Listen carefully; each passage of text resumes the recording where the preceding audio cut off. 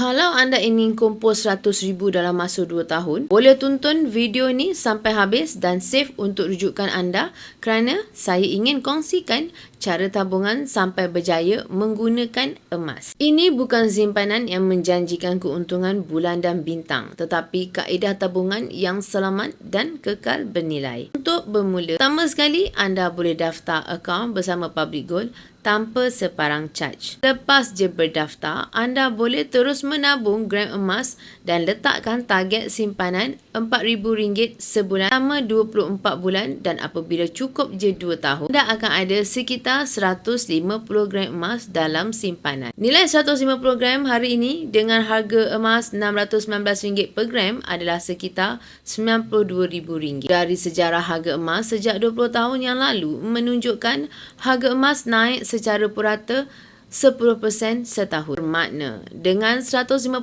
gram emas yang anda kumpul, nilai simpanan anda sudah melebihi RM100,000 dalam masa 2 tahun. Bagi yang berminat untuk memulakan simpanan emas bersama Public Gold, anda boleh isi borang sign up atau DM saya. Saya bantu anda daftar sebagai ahli Public Gold dan bimbing anda dalam cara-cara dan langkah-langkah simpanan emas yang terbaik untuk anda.